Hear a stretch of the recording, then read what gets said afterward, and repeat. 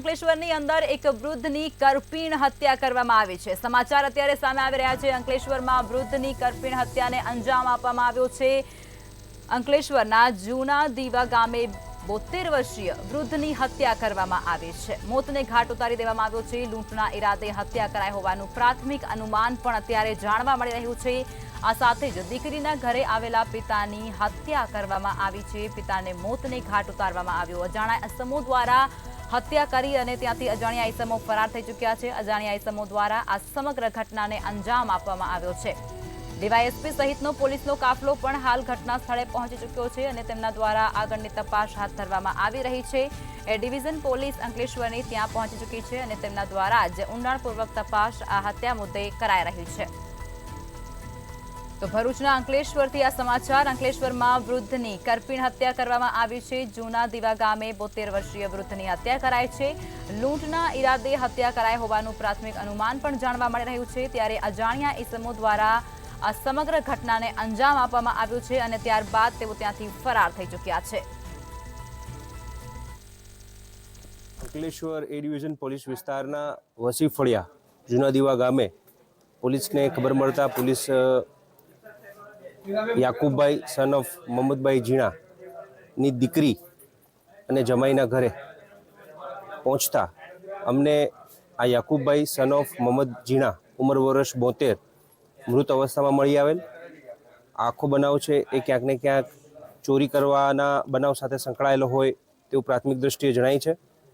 ઈરાદો છે ચોરીનો છે એવું જણાય છે અને આ રાત્રિના બનેલો બનાવ છે।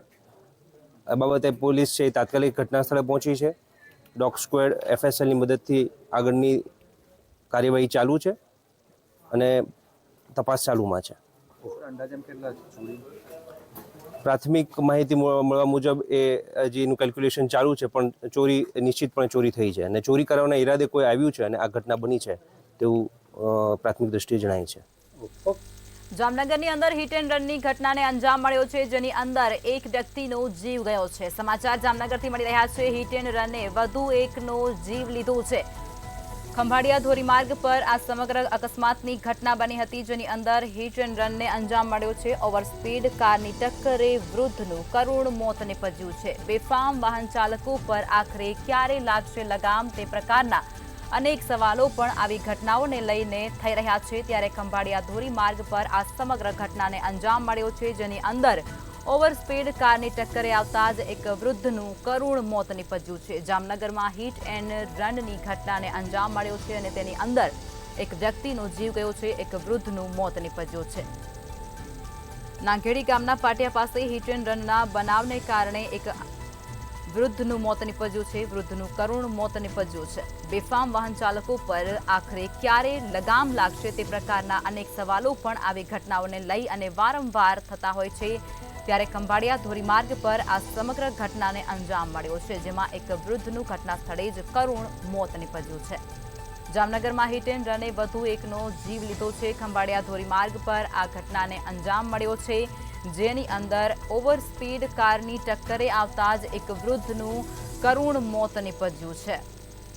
ત્યારે બેફામ વાહન ચાલકો પર ક્યારે લગામ લાગશે તે પ્રકારના અનેક સવાલો પણ આવી ઘટનાઓને લઈ અને વારંવાર ઊભા થઈ રહ્યા છે। અકસ્માતને લઈને સમાચાર અત્યારે જામનગરથી સામે આવી રહ્યા છે।